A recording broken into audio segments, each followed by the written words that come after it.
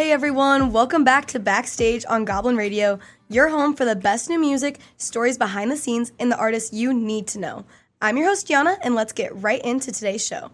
If you've been here since the beginning, you know I love searching out some local artists and finding the chance to ask them all the questions everyone is just dying to ask. So today, in the studio with me, we have special guest and local artist, Mandalyn from Mandalyn and The Hunters. Hi, how are you? I'm good. So we were chatting a little bit before today, and you mentioned how you have a very wide variety of music types. Yes. So for today's playlist, I have it rotating between my music taste and then your music taste. I love that. So we'll get to hear a little bit of both. But to start us off, first question I want to ask you is what inspired you to start making music? It probably has a lot to do with the fact that my parents were musicians, my dad more than my mom. My mom is one of those, like, after a couple of drinks, she's bold enough to get on the mic, and then she refuses to give the microphone back. But my dad he's a musician, he's a local musician as well. And then an uncle of mine, he's a local musician as well. He's made his whole living doing music, and I'm like, you know what? It's either in the blood or it's just something that speaks to me.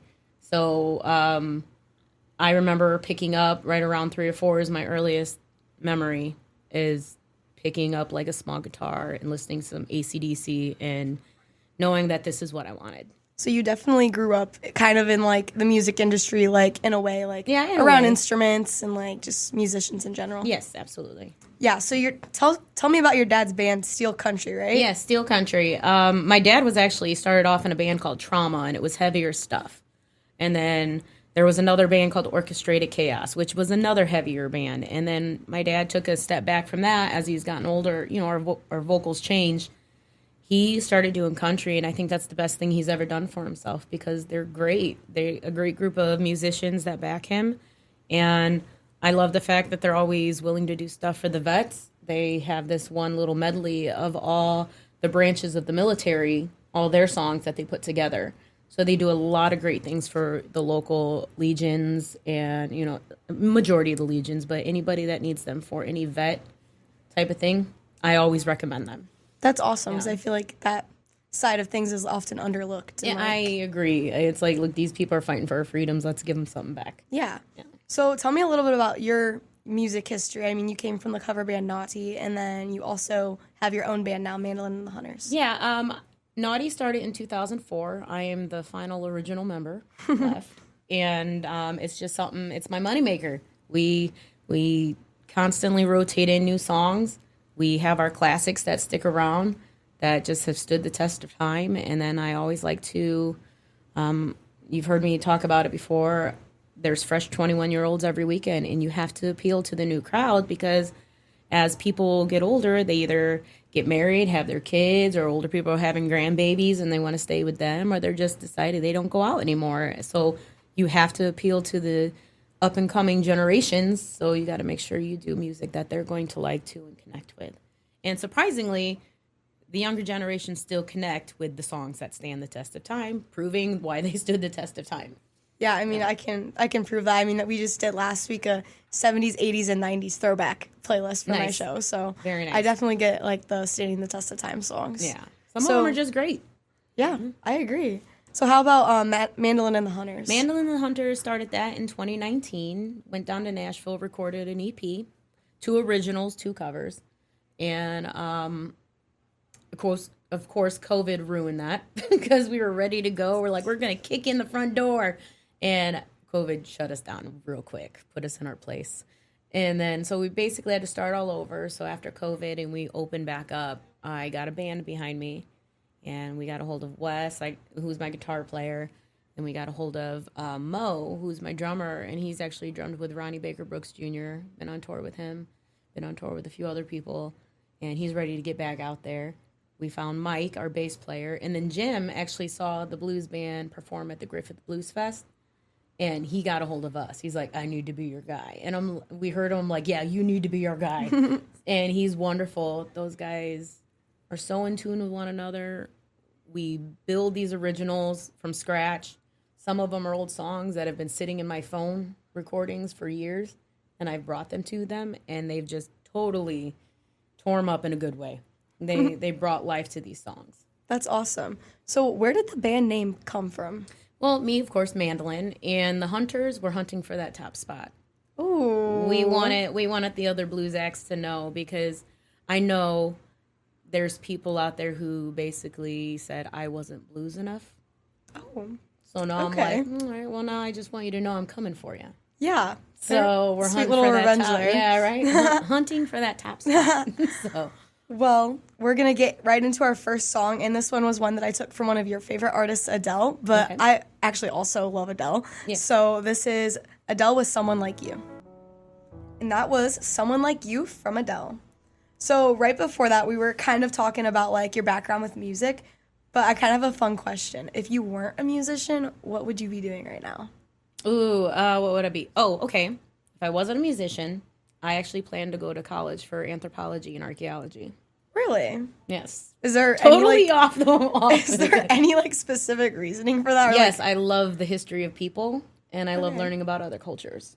that's actually really interesting. I like that one.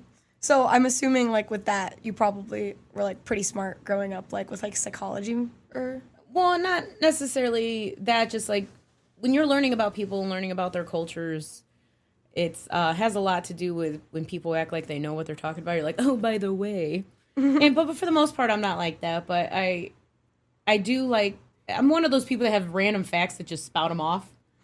And they're like, where did that come from? I don't know. It just popped in my head. That's why I had to say it.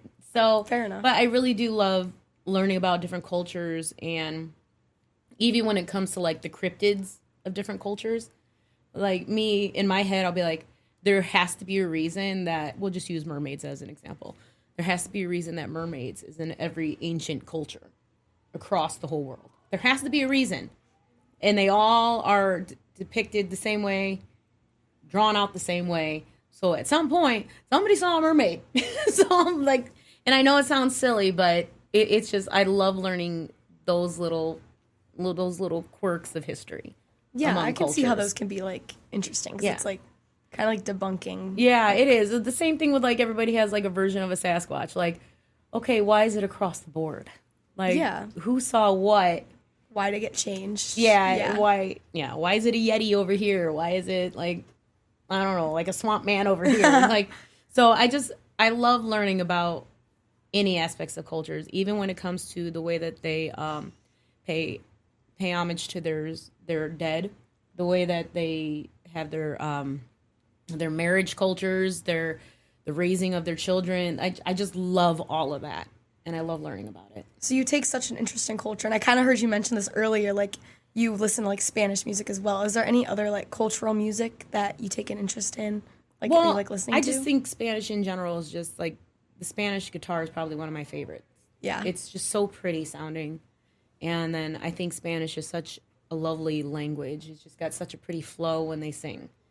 And then, no offense to the Germans out there, but your music's kind of harsh. Like, just, no offense. But, like, Greek music, my husband's Greek, so, and then I am of Sicilian descent, so we have that. So, like, I can listen to that easily, but I'll definitely listen to any style of music. So, Yeah, I've recently definitely been listening to like more Spanish music. Like today in class, we were actually listening to one. And, like, I think it's so crazy how like fast they're able to speak, and like their accent is just like, Oh, it's yeah. so beautiful. it's really cool. So, because Yeah. there's no way I'd be able to do that. Okay, switching it up a little bit. So we just talked about what you would be doing if you weren't a musician. Okay. Okay, how about what's your most useless talent? Useless talent. Yes, Oh my useless God. talent. It's like Um, random, out of the box. Like no one would expect it, and like there's not really much that like. I don't know. Like, look what I could do. Like, I don't know. You could sit there and be like, you know that I can show you, but they're obviously not going to see it if they're listening in. But you could be like, look what I could do, and then like that, and then, or you could be like, if I have a kazoo that I'll play. Okay. That's kind of useless. I But mean- it's funny to play. I follow someone on TikTok, and like their kazoo covers are like immaculate. Really, I'm like so impressed You'd by be it. amazed, and it's and if I don't have a kazoo or I don't have it on me, I can kind of make some kind of noise that I can be like, Oh so I'll do that. And so That is good. I remember that was like a trend back in like It was. September It or was, like, a something. big thing. I could never figure out how to do it like consistently. Like I could you're get like saying one girl. out. You're actually saying girl. Yeah, like just into your hand, but it's like But you could say it without it too, like like I'm gonna go home and practice now. yeah. I would say mine is probably I can play the harmonica sometimes. That's awesome though. I know how to do, like, I'll let you know Piano right Man. now that is not a useless talent because that is a lot of breath technique. Oh my gosh, yeah. I'm trying to work on like the bends, but like not very good at bends. Yeah. Like I did Piano Man and then Elvis Presley Can't Help Falling in Love with You, I think was the other one I did, and it took me probably like an hour to learn how to do it. You know what'll help you with the breathing technique is swimming. Really? Doing laps at the Y will help you with your breathing Really? technique when it comes to harmonica. I've heard that it will help with singing as well. Yeah, just like absolutely. It's a lot of breath techniques. It is. It really is. So. For sure. Well, coming up now, I have my first song of the show, and it is Buzzcut Season with Lord. And that was Lord with Buzzcut Season. So we were talking a little bit about on if you've heard that song, and we've come to the conclusion that she can't tell unless she can hear it. So I fear we will not be getting the answer to that one. But right before that, we were talking about cultural music, and my dad actually messaged in, and he said that he used to play Greek music to me when I was younger. So I guess I've also heard a little bit of Greek music as well. Yeah. Anyway, this one's also another like out-of-pocket question. Who would your dream collaboration be, dead or alive? Oh, okay. In my current state of doing the blues music, it would definitely be Coco, Etta, or Janis Joplin. But if I had like an absolute, I don't know, I feel like if Gwen Stefani asked me if I wanted to, I'd probably geek out and probably cry. Just because I love like the pop punk style that she does.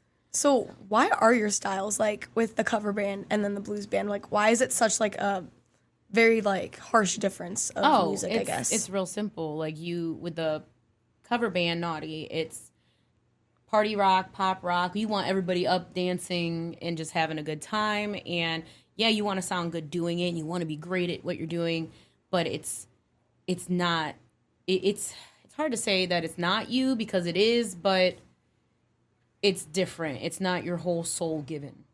Now in the blues band, it's your whole soul given. Yeah, blues is very like soulful music, I feel and like people, they feel it.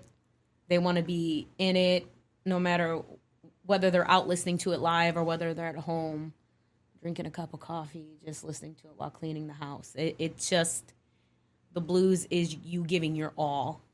And then like, I'm not saying that the other musicians don't, but it definitely is a different feel, and musicians get it.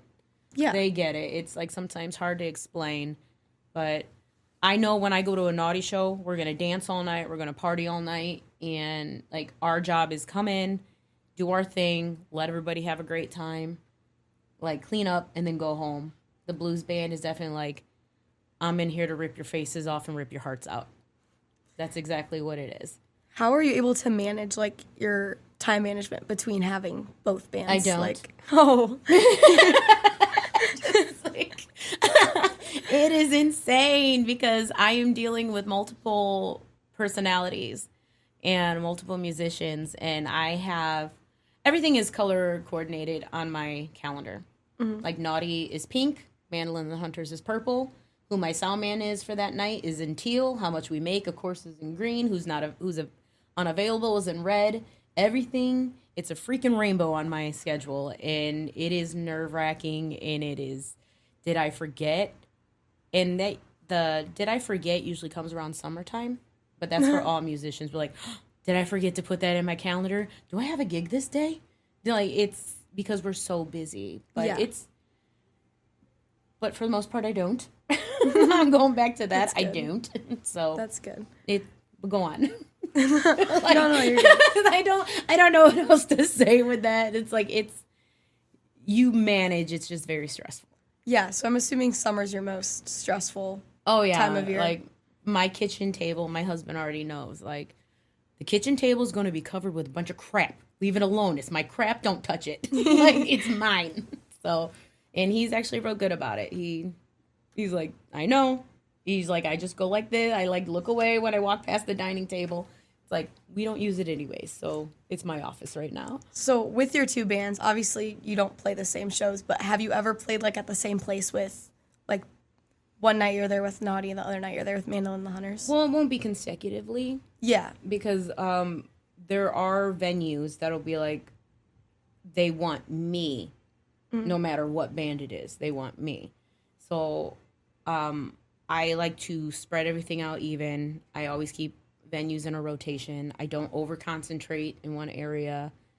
And so, for example, when Marco's in Portage was doing bands, I had Marco's, Decibels, and Leroy's. And even though Leroy's is like Chesterton, Porter, I still considered that this is my Portage area bars. So it would be like 1 month would be Marco's, the next month Decibels, the next month Leroy's. Keep them in rotation. So at least I'm in this particular area once a month. And then it'd be the same for like the Buddy and Pals. When all three of them were doing bands, it would be one Winfield month, one Crown Point month, one Cherryville month. So that way you just got to keep everybody in rotation. And it keeps everybody separated. It's not overly done. Yeah, you kind of have to, like, keep it smooth. And, like... Yes, yeah. You don't want people like, oh, they were just here.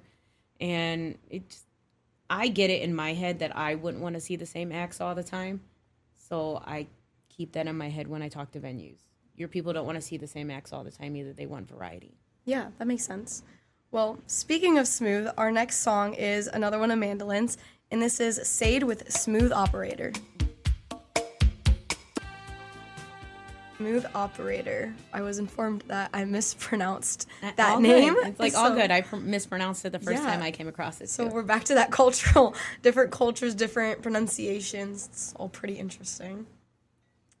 So another question I have for you is there any artist that you're often compared to with like your sound and your style? I get asked to do Gianna a lot. I recently been told, you're like the white Coco Taylor. I'm like, you could just say I'm like Coco Taylor. Like, you don't have to bring how pale I am into this. But and then when I do some country tunes, I know somebody in here don't like country. I'm not gonna say who. But people have asked me to do a lot of like Jennifer Nettles stuff because I get it. Like when I switch my tone to do country songs to match the song I'm doing, but for the most part, people are like, there's a lot of people that have come and seen the band forever, and whether it be Naughty or Mandalyn and The Hunters, they hear me from afar and they'll like come, they're like, I knew it was you. I just knew that voice when I heard it, and like I come around the corner and here you are. So I don't know. I try to kind of like think myself as unique, but I do get it. I do try to emulate the genres I'm performing. Good, because you don't want to have like this Broadway voice when you're like rapping. Like you don't want to do that, or you don't want to have like this country twang. When you're doing. Could you imagine doing "You Shook Me All Night" in a country twang? She was a fast machine. She kept her like that would be insane. Like so, I think in the area, a lot of my favorite vocalists emulate what they're doing. Okay. So, is there any genre that you've like secretly wanted to like try out or like move into at all, or have you just like really just been if sound I blues? could snap my fingers right now and be famous doing any genre, I like to call it orchestrated goth, because you have like Sarah Brightman, and then who is very operatic, but she always has an orchestra behind her. But she dresses very goth, and she's gorgeous. And then you have Amy Lee, again, who's gorgeous, dresses very goth, and she has orchestras behind her when she's performing live.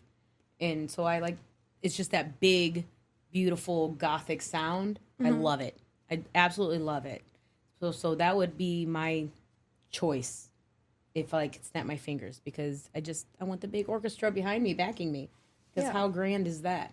Yeah, that makes sense. Yeah. Well, for those of you who might just now be joining us, I'm Gianna, and you're listening to Backstage on Goblin Radio, and I'm here with Mandalyn today from Mandalyn and The Hunters, and her genre she typically goes with is blues, with her new song she actually just released not that long ago. So You want to tell us a little bit about that, about maybe the process behind it? Oh, yeah, that song has been sitting in my phone for a few years. And just snippets of it. Like, if something comes to my head, thankfully our phones now have recordings on them. You can just record something. So I will record little snippets and then put them together later on. But I brought this song to these guys because I had nobody else to basically build it.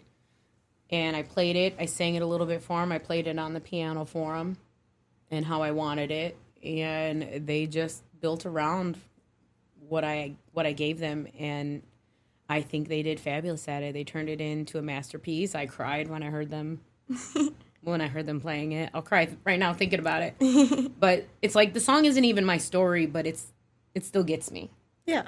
And I'm like, I didn't even go through this, but like you put yourself in that position of the story and you get a little so sad. But like, because there's no way in the heck that would be me. Because honestly, if I showed up, I'd be like, oh, we're fighting. We're fighting. I'm breaking something. So, but I know there's a lot of relationships that have gone through the whole breakup process. And then you come to find out like, oh, well, I guess you already had somebody in the wing waiting. Yeah. So now I feel like a fool.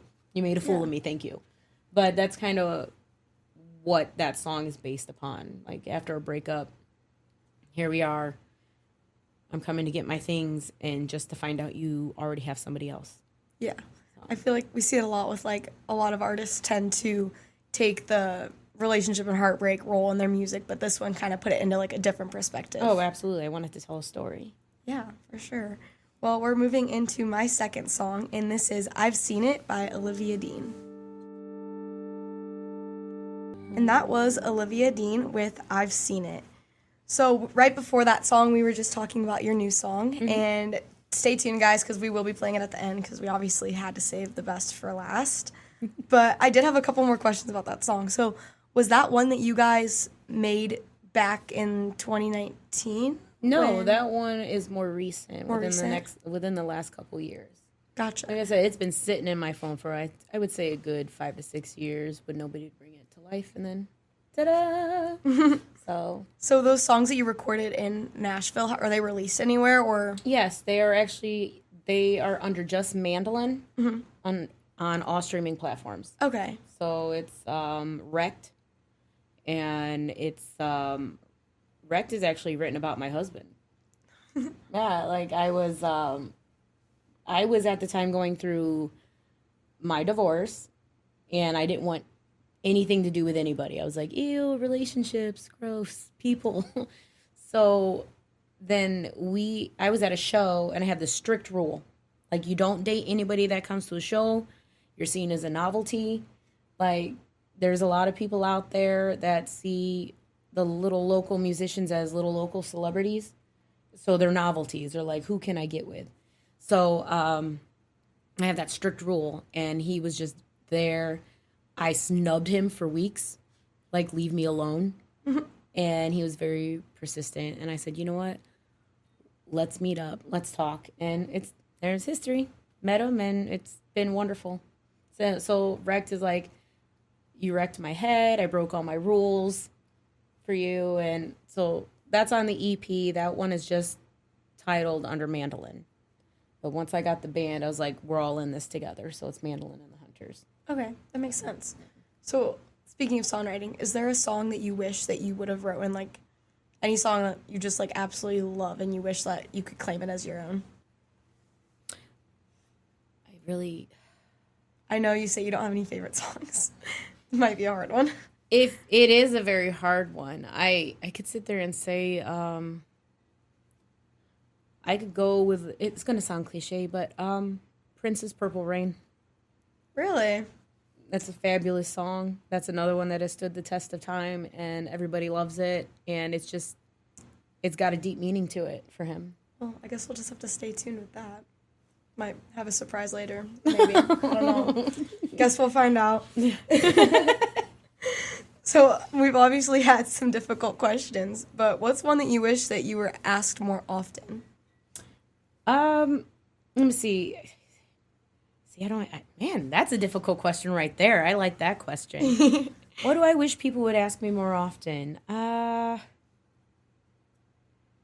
I don't know, maybe about like behind the scenes stuff. Like everyone sees what you're doing on stage, but they don't realize what goes into it behind the scenes. Yeah. Like it's not just showing up and playing. Right. There's a lot of scheduling, there's a lot of rehearsal, there's a lot of making sure our show flows. Do I have to write a set list tonight, or can we just go off the top of our head and pick songs as we go, watching the crowd? Majority of the time, that's how I work. Like, I watch the crowd. If they're still dancing, I already got the next song in my head. Yeah. I don't have to look at the set list. I know. I pretend to be my own DJ. Got it. What song would piggyback off of this song? So that's what I do. But I wish people would ask more about behind-the-scenes stuff, because it's not just the show. There's so much more to it. How much preparing would you say that it takes to, like, put a show together? When you have that solid foundation, you can just show up and put the show together right then and there. Okay. In a cover band sense. Now, the blues band, I always put a set list together, because we just want, mainly because my drummer does use a click track, because it's important to us that we don't get too excited and go too fast or slow. We want to keep that consistency through and through. But he does get mad at me sometimes, because I'm like, yeah. And I'm like, okay, now do Chain of Fools. And he's like, that's not even on the list. It is tonight, buddy. So do it. So he'll roll his eyes at me, and then we just do it. But I hate writing out set lists, to be honest with you. To me, it takes forever, because I feel more comfortable feeding off the crowd, as opposed to like, I wonder if they're going to be dancing here. So that's what drives me insane, and what takes me the longest to write a set list. Yeah, I feel like I can relate to that with this interview. I came in with like 10 questions prepared, and I think I've asked a total of like 4 of them. Yeah, I talk too much, I know. No, it's good. We're Yeah, making good conversation. So would you say it is a lot of work to find like a venue, or like get into the venue? Oh, that's a pain in the butt. There's a lot of no's before you get a yes. And it really just depends on the venue. Does the venue actually have somebody vetting the music that's coming in? Or is it just somebody that's like, oh, I'm a booking agent and give me your stuff, and if you're within my price range. I don't care what the price range is. If I was booking a venue, I don't care what you charge. If you pack that place, I don't care if you're a one-man show and you come in, you're like a one-man band doing your thing, and you charge $1,000. If you pack that place, I'm giving you your $1,000. There is no, oh, my budget is $600, because I, as a band, I'm not coming in at $600. Yeah. I can't pay my bills at $600. Fair enough. Because that gets split between a sound man and 4 other members. That just doesn't happen. Yeah.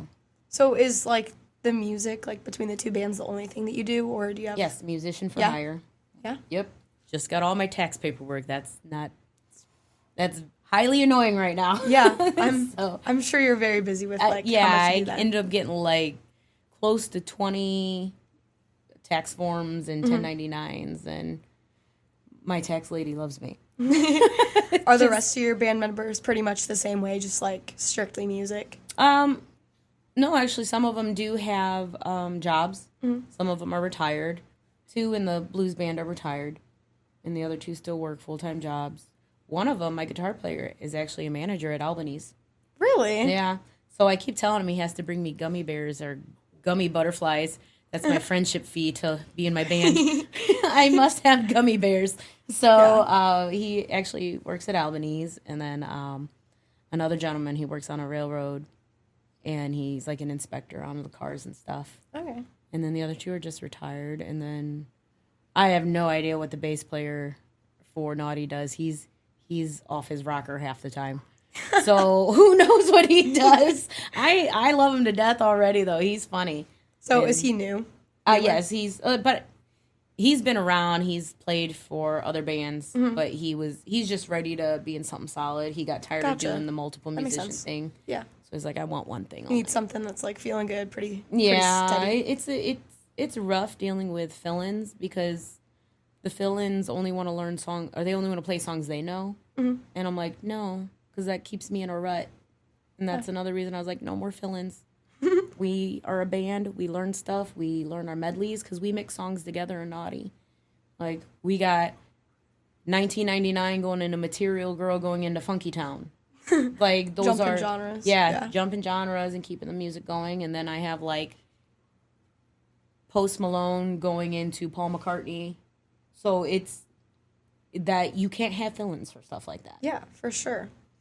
Well, we're going to head into another one of your songs, and this is Nina Simone with Feeling Good. Birds flying high, you know how I feel. And that was Nina Simone with I'm Feeling Good. And I'm feeling pretty good about where we are right now, and we're going to be heading to a quick word from our sponsors, but stay with us because right after that, we will be playing a quick game for Mandolin, so stay tuned. We'll be right back. And we are back from our quick break. And if you're just now joining us, I'm Gianna, and you are listening to Backstage right here on Goblin Radio. And today I have with me is Mandalyn from Mandalyn and The Hunters. Hello, new listeners. So right before that break, I was discussing how we are going to be playing a game. So I'm how terrified. No, you should be. You should be. Oh, no. So how this works is I have 5 songs already picked out. Okay. And we're going to play the first 5 to 10 seconds of it. All right. And you have to guess what song it is. I'm going to fail at every single one. I don't know. I think you might be pretty good at some of them. So this is our first song. Oh, easy. You want me to name it now or wait till it's done? Nope, you can go ahead and name it. Evanescence, Bring Me to Life. There you go. I told you you'd be good at it. Oh, wait for it to finish. Yeah, Evanescence, Bring Me to Life. Okay.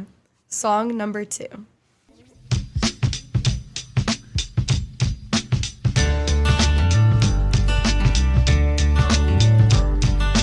Early in the morning, I got it. rising to the I street. told you. Yes. Love is what I got. Remember that? That's Sublime, right? Mm-hmm. Yep. Okay, song number 3. Oh, yeah. How could you not know this one? My band does it. I wonder where I got these songs from. I see the way you shine. This was playing yesterday when we were downloading it, and everyone was like, why is it playing? Everyone was freaking out. It's Dance Monkey by Tones and I. Okay, 4th song. Oh, absolutely. That's why you're like, we might. Some Purple Rain by Prince. Oh, yeah. Beautiful song. Oh, I lied, we have 6. Okay.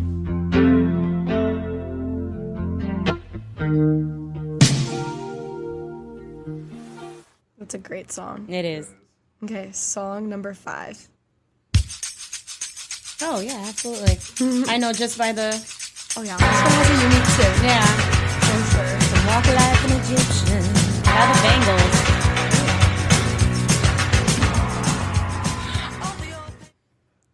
Okay, and our final song. It doesn't matter if you love him or capital H-I-M. Yes, it's some Lady Gaga. Your favorite song of all time, Yeah, isn't of all it? times. For a little context, guys, she told me that she loathes this song, loves Lady Gaga. I but love not Lady that Gaga, one. but I cannot stand Born This Way. It just got overplayed by the radios, and the radio ruined it for me. Which So makes so much sense. they do that to a lot of good jams. Yeah, for sure. So.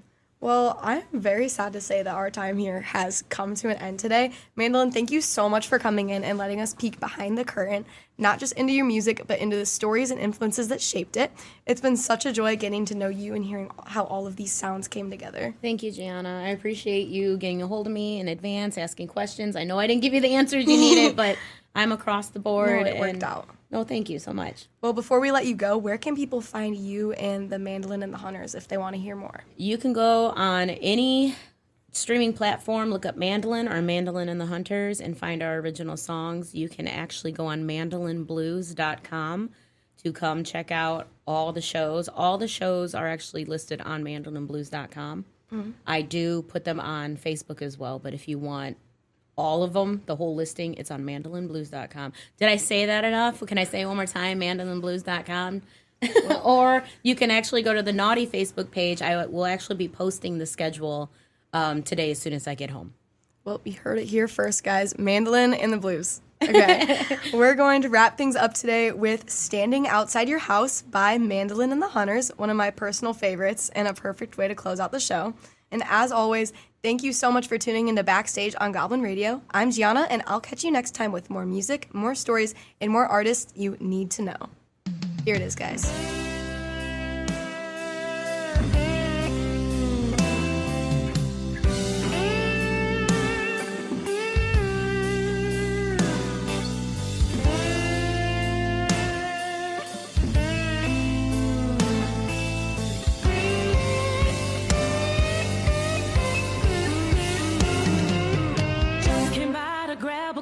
Things that I left here last night when we decided it was time to say goodbye. Promised I won't be long. Told myself that I'd be strong. Days go by, time goes on, seasons change, feelings fade over time.